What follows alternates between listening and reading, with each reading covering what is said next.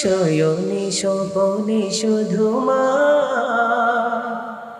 তোমার কথা মনে হয়। কতদিন দেখি না তোমার, ভুলে কি গেছো আমার, ভুলে কি গেছো আমার। আদর সোহাগ মাগো আর কথা পাবো, কারা চলে আমি নিজেকে জড়াবো।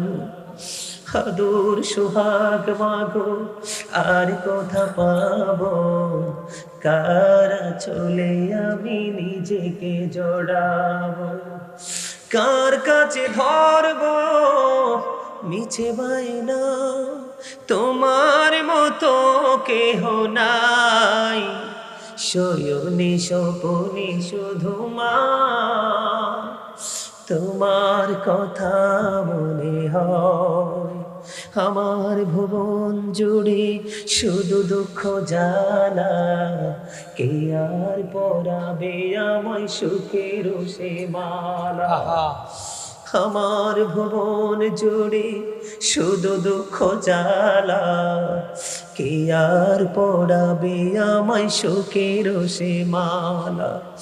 কপলে কে দেবে আর কাজলে রুটি, তুমি জেনে ধরায়। শয়নে স্বপনে শুধু মা তোমার কথা মনে হয়। ভুলেন আমার মা নাই, আমার বাবা নাই, দয়াল রে দয়াল। আমার কি মা ডাকার সাধ নাই রে, আমার কি বাবা ডাকার সাধ নাই রে। ভুলেন আমার মা নাই, আমার বাবা নাই, দয়াল রে দয়াল। আমার কি মা ডাকার সাধ নাই রে, আমার কি বাবা ডাকার সাধ নাই রে। ঘরে যাইয়া সবাই দেখে মা জননীর মুখ, বাবা যখন মাথায় হাত দে ভুলে যাই সব দুঃখ। বলেন আমার মা নাই, আমার বাবা নাই, দয়াল রে দয়াল।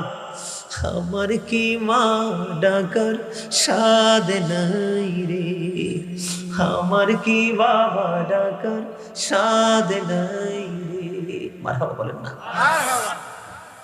মা বাবা যে হারাইছে তার মতো হতবাগা পৃথিবীতে সবচেয়ে নিরাপদ জায়গা হলো মায়ের আঁচল, বাবার হাতের ছায়া। ঠিক কিনা বলেন? যাদের বাবা মা আছে হৃদয় দিয়ে ভালোবাসবেন, যারা চলে গেছে তাদেরকেও ভালোবাসা যায়। আজকে মাহফিল আসছেন না, অনেকে দান করেছেন, মসজিদে করেন নাই। আমি একটু কথা দিয়েছিলাম সম্মানিত উপস্থিতি যে আমি সবার শেষে আপনাদের কাছে একটু হাত বাড়াবো। আপনারা সবার জায়গা থেকে কি আমাকে একটু সহযোগিতা করবেন? কথা বলেন, করবেন? আমি তো বলিনি আপনাদেরকে আপনাদের ক্ষতি করে আমাকে সাহায্য করে। আমার দিকে তাকান, আমি এখনো কিন্তু অন্যের বাসায় ভাড়া থাকি, এখনো। কার বাসায়? খেয়াল করেন কথাগুলো। আমি গত 1 থেকে 2 বছর আগে, কত বছর? 1 থেকে 2 বছর আগে আমার বাড়িতে 32 বছরের পুরনো একটা মসজিদ আমি একদম গুনাহগারকে দিয়ে আল্লাহ তৈরি করার তৌফিক দিয়েছে। মারহাবা বলবেন না? আপনারা অনলাইনে দেখবেন, অনেক মিডিয়াতে আমার মসজিদটা এসে দেখলে সত্যিকার আপনার চোখ জুড়িয়ে যাবে। আমি এখনো ভাড়া বাসায় থাকি, বুঝিনি তো ভাড়া বাসায় থাকতে বিভিন্ন সময় কত প্রতিকূলতার মোকাবেলা করতে হয়। আমার একজন চট্টগ্রাম থেকে আমার একজন ভক্ত দাদুভাই আমাকে প্রশ্ন করলো, হুজুর আপনি তো জানি এখনো ভাড়া থাকেন, কিন্তু আপনি যে মসজিদ করতেছেন।